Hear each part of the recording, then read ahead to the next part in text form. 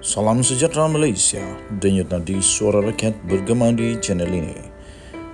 Jangan lupa tekan butang subscribe, like dan share. Malaysia kita punya, cintai Malaysiaku, kita jaga kita.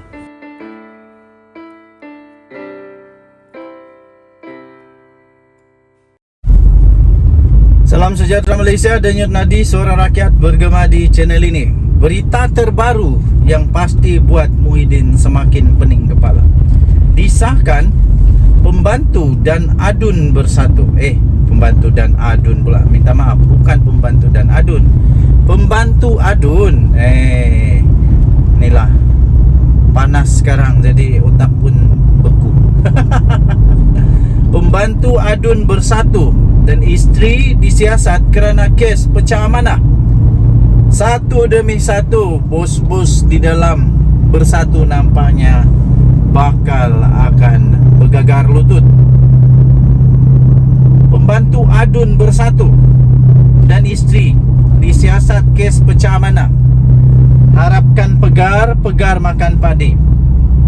Polis menahan pembantu kepada seorang adun, ahli Dewan Undangan Negeri Adun Bersatu di Negeri Selangor, bagi membantu siasatan berkenaan dengan kes pecah amanah berjumlah RM533,440 menurut sumber. Lelaki berusia 30-an itu ditahan bersama dua yang lain termasuk istrinya pada 10 April yang lalu. Tuan-tuan dan puan-puan, pada usia 30-an sudah ada kes. Sangat-sangat kesian. Saya fikir dengan usia 30-an ini dia baru saja nak berkecimpung dengan politik. Dah ada kes pecah amanah. Bayangkan kalau beliau tiba-tiba jadi adun. Bayangkan kalau tiba-tiba dia jadi ahli parlimen. Bayangkan kalau lama lagi dia ada kuasa atau kuasanya lebih besar. Nanti berapa pula teruk pecah amanah yang akan didakwa. Tapi ini baru pendakwaannya, baru penahanan, belum pendakwaan, baru penahanan.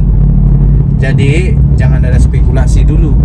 Yang pasti polis telah pun menahan pembantu seorang ahli Dewan Undangan Negeri di Negeri Selangor. Difahamkan ketiga-tiga mereka sudah pun dibebaskan dengan jaminan polis. Sudah dibebaskan dengan jaminan polis. Kata kenyataan itu, polis sedang menyelesaikan siasatan dan akan menyerahkan penemuan mereka kepada Timbalan Pendakwa Raya tidak lama lagi, kata sumber yang memetik laporan FMT. Sumber itu turut memaklumkan bahawa adun bersatu itu bukan suspek dalam kes itu. Adun bersatu itu bukan suspek, cuma pembantunya saja. Kata sumber, pada Julai 2022, pembantu itu telah menjemput mangsa seorang pengarah syarikat untuk membida kontrak sebanyak 1.7 juta untuk menganjurkan program bagi Kementerian Belia dan Sukan di Perak. Mangsa diminta untuk membayar komisen sebanyak 3% dan membida projek itu melalui sebuah pertubuhan bukan kerajaan NGO yang dikaitkan dengan pembantu itu. Bagaimanapun, menurut sumber, selepas menerima bayaran, mangsa menyedari dia mengalami kekurangan wang sebanyak RM533,440 menurut laporan ini. Yang diberi duit begini, tapi tiba-tiba kurang. Mangsa dikatakan mendapati jumlah itu dipindahkan oleh NGO itu kepada sebuah syarikat milik isteri suspek. Berikutan itu, mangsa telah membuat satu laporan polis dan kes itu disiasat mengikut Seksyen 408 Kanun Keseksaan, iaitu melakukan pecah amanah. Kasihan sungguh. Kita harap manusia-manusia begini akan bertobat. Bertobat buat dan jangan buat lagi. Tapi apapun sudah dibebaskan dengan jaminan polis. Tapi kalau ada kes, nah mereka akan didakwa. Nampaknya sekarang ini suami buat kerja, istri pun ambil bahagian. Kita jumpa lagi, bye-bye. Salam sejahtera Malaysia. Denyut nadi suara rakyat bergema di channel ini. Tak habis-habis ramainya didakwa kerana rasuah. Tapi saya salut 3 juta %.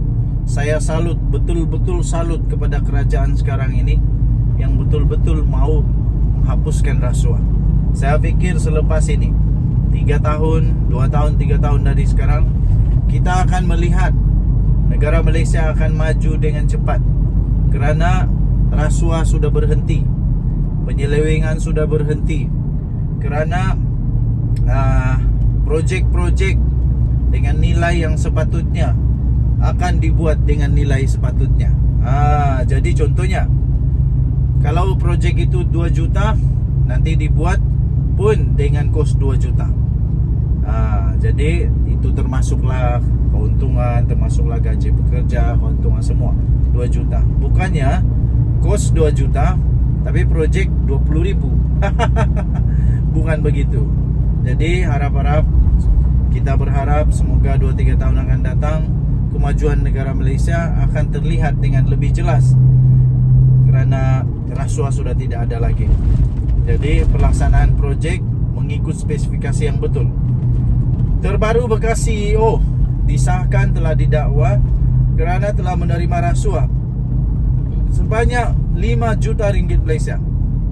Bayangkan 5 juta itu, kalau betul itu rasuah, bayangkan berapa banyak pembangunan, berapa banyak jalan raya boleh diperbaiki dengan 5 juta. Tapi kerana rasuah 5 juta, duit 5 juta itu hilang begitu saja, tidak dapat dinikmati oleh negara rakyat. Jadi itulah yang teruk dia bila ada rasuah. Bila ada rasuah memang tidak dapat dibuat seperti sepatutnya. Jadi amat teruklah. Okey, tertuduh bagaimanapun mengaku tidak bersalah selepas pertuduhan itu dibacakan terhadapnya di hadapan hakim, iaitu Rozilah Saleh. Siapa yang mau mengaku kan? Tapi of course, kalau dia rasa tidak bersalah, dia ada hak untuk tidak mengaku bersalah lah. Okey, tuan-tuan dan puan-puan yang dihormati sekalian, kita berharap semoga negara Malaysia akan terus dapat mementras rasuah ini.